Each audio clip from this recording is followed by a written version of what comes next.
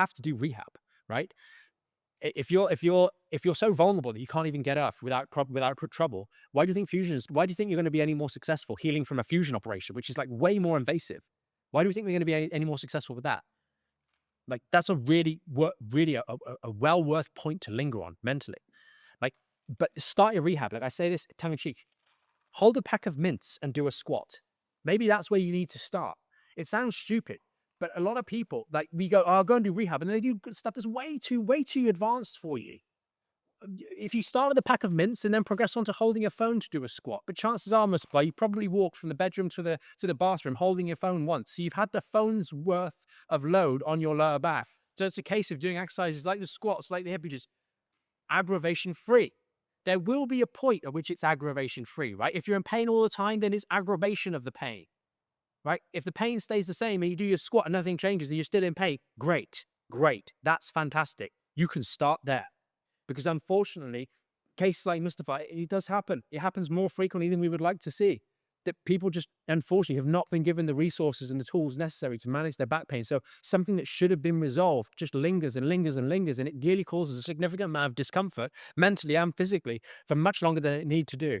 And then we get worried to think that the only way we can fix our back is through fusion, and that is the problem.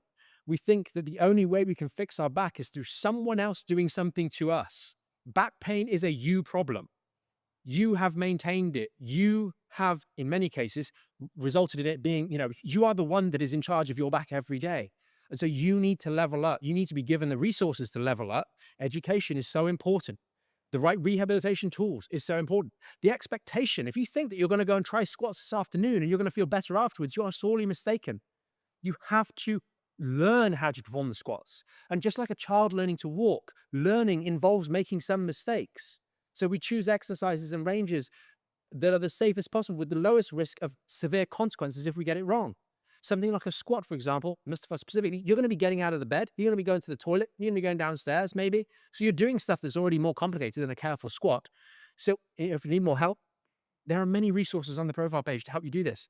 But no one can fix no one can fix back pain if you're not part of the solution. You have to be part of the solution. And too many people fall into the trap, unfortunately, because they've been guided that way, of thinking that someone else is going to fix everything for you. And that's not the way these things work. I agree with so Dia has said, I agree with your approach on strengthening exercises and can't find a physio with the same approach. Unfortunately, that's because, well, they just don't have, I think a lot of physios might be working in and this isn't, I'm not a physio, I'm an osteopath, right?